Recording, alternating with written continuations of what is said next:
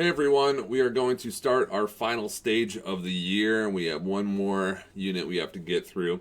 And so I'm just going to go over an overview of the culture today. We're going to be doing a few culture activities throughout this stage for the next few weeks. But today we're going to talk about Roman villas again. And what we're going to be talking about are Roman country villas. What we taught you back in like stage 2 of Latin 1, that's really not a villa. That Romans would refer to that as a domus. That's like a townhouse. And while they were very big houses, like this is a basic floor plan that we talked about in Latin 1, how you had the front of your, oh my goodness. Let's make that smaller. You had the front of your house right here, so you'd enter. You had shops, usually lining the street on the street, and then you would come into the atrium here, which is kind of the focal point of the house. You'd have your bedrooms, your cubicula, all around that atrium area. That's also where, if you're a patron, you met your clients in the morning during the salutatio. We talked about oftentimes, this is kind of debated now, but oftentimes there was a kind of a study for the master to do his work at the back of the atrium, and there was also a triclinium up here, up at the top, usually looking out on the garden, the hortus, that's right over here, right? So this is kind of the basic floor plan that we often see in Pompeii, Herculaneum, and most urban houses for, of course, the extremely wealthy. Then what we're going to be looking at, and here's kind of a reconstruction. Well, let me get those off there. Here is a reconstruction of what these houses looked like. They're basically two squares put right next to each other. All right, if you know, there's a square here with an atrium, two open squares. Is what's kind of the basic format. You know, we got one here and one here. All right, and basically most houses looked like that. But then when you get into the countryside, that's when you start getting really massive houses. And as I put up here, from Pompeii, we can gather the average area, I guess the average size of these houses was about 8 to 11,000 feet. That's huge. I went on and I looked at some listings for houses in Ladue, like mansions in Ladue, and the biggest house I could find was 5,000 square feet. So these are houses 2,000 years ago, twice the size of buildings in Ladue.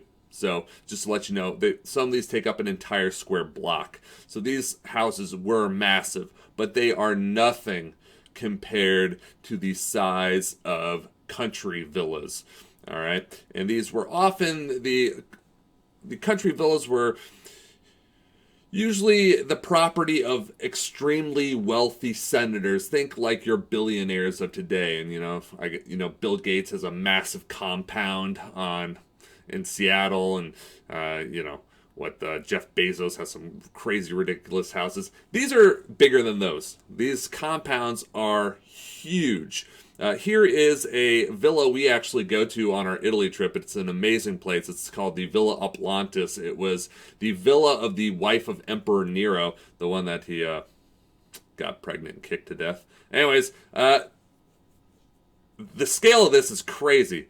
All right, so whereas your typical Roman house would probably occupy, let's say, this area right here, all right, that 11,000 square foot mansion that we just talked about, that's how much it would basically occupy on this floor plan here. This thing is like 5 or 10 times that size. So we're talking about 50,000 square foot house right here. It is insane.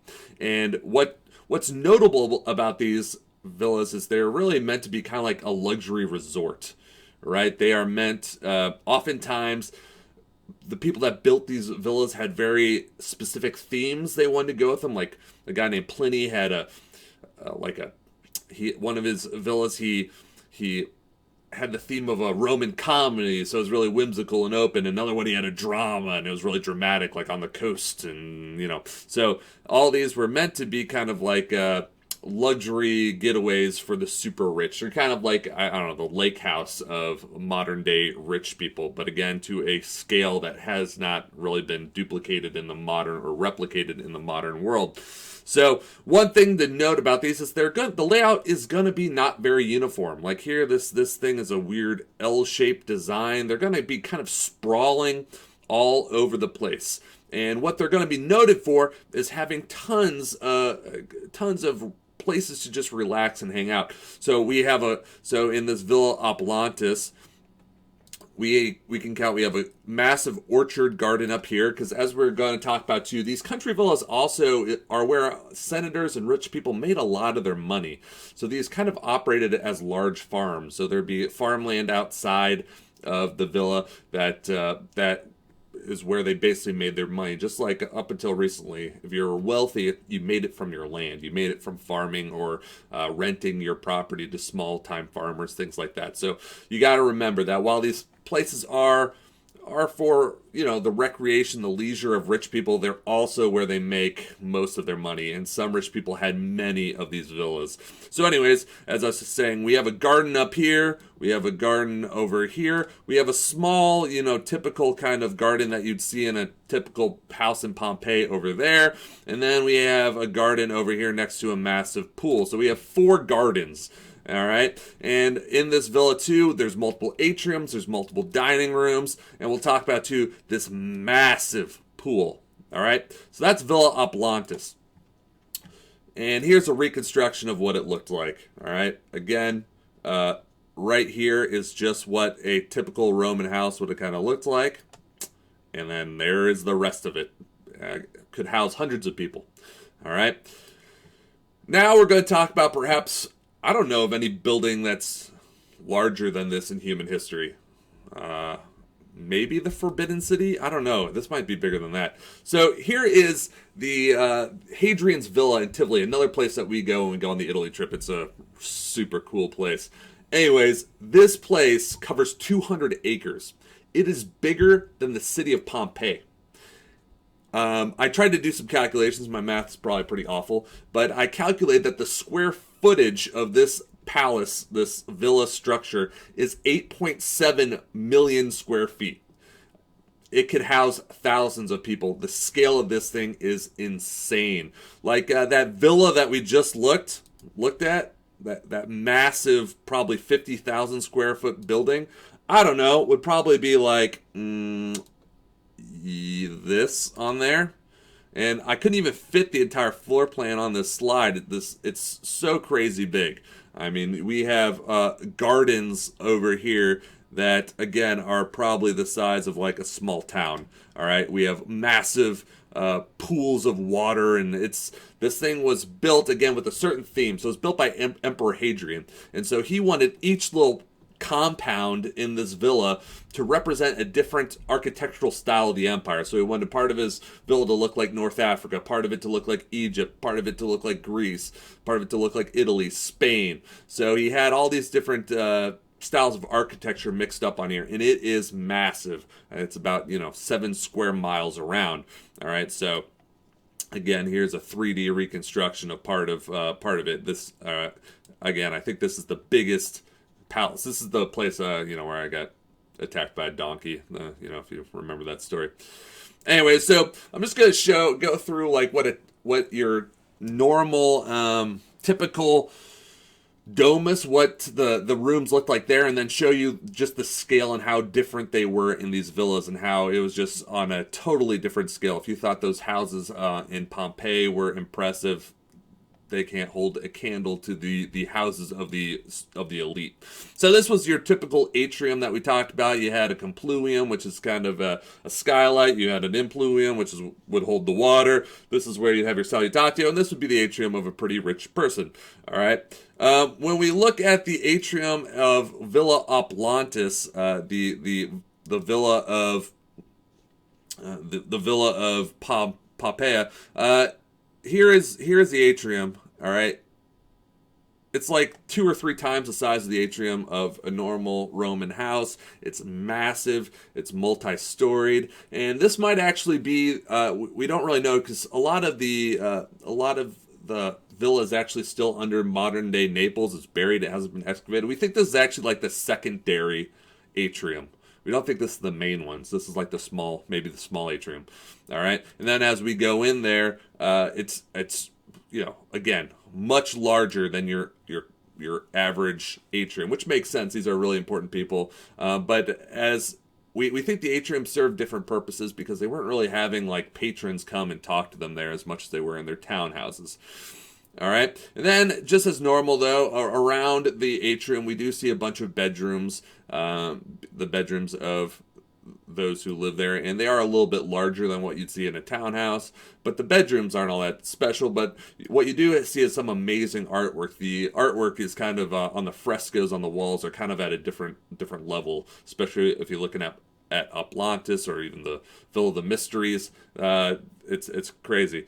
And the tablinum is usually a really small room off of the atrium where the master did his work. Well, when we look at Hadrian's villa, here's his taberna. It's like an entire building. For him, apparently, it's called the theater, the Maritime Theater. But what we think this was kind of like his personal office. He put a moat around it so that if people were bugging him, he could kick everyone out of his office, lift up the drawbridge, and no one could get to him. And this was our little adventure last time. Usually this is closed off, but of course me and the other Latin teachers, we snuck across that bridge and got onto this, and it's just amazing that this was like a guy's private office. It's twice the size of my house. Anyway, so as you can see, a little bit different than your normal Roman house.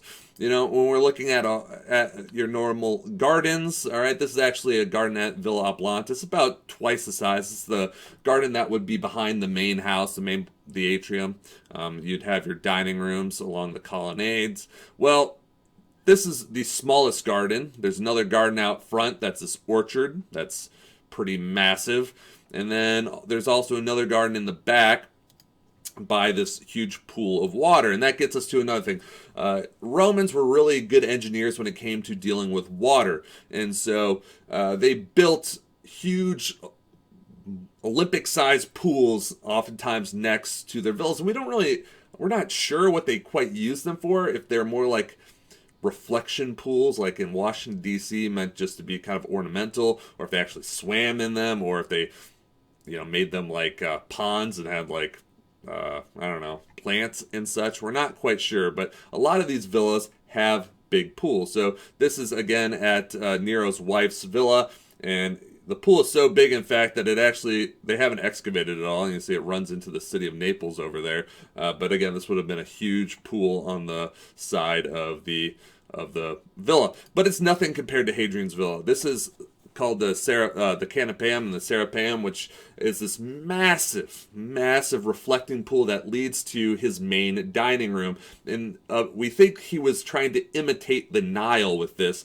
because we see sculptures of crocodiles and things along the side.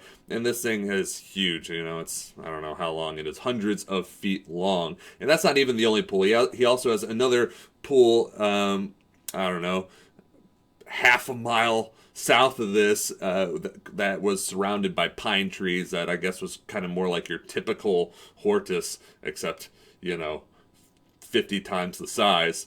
And this led to something that again was what villas, they always took the extravagance to another level. So next to these pools and gardens, they had massive dining rooms meant to host probably large parties, and usually with really interesting architecture. So you can kind of see it here. This building back here, again, this is a place that we go if you go on the Italy trip, really awesome. This back here was a dining room that kind of hooked up to this long reflecting pool meant to imitate the Nile. And this is what we think it looked like when they got in there. So if you can notice, there's kind of like water still going around the edge here. One of the theories of this dining room was that, kind of like a sushi bar where you have like food on conveyor belts and you pick up what you want and you eat it, that they floated plates around the people that were reclining on there, and you'd scoop up a plate and eat it as it floated by. That's how kind of impressive this dining area was. So Here is a reconstruction of Hadrian's Villa. It's about like minutes long. I'm not going to play it here, but if you want to see what the ridiculous scale of this place and what they believe this house entailed, I haven't told you many of the building of the the atrium or the individual buildings in Hadrian's Villa because they simply don't know. There's so many of them. Archaeologists can't figure out what the heck all these buildings were used for. They're pretty sure they know where like the servants' quarters are because those are usually not very well decorated and have actually like these black and white checker marks on them. But the rest of it, they have no idea what all the buildings were used for. So, anyways, there's going to be a little bit of an Ed puzzle question here asking you a little bit about the differences. So make sure you fill that out, and I'll see you guys soon.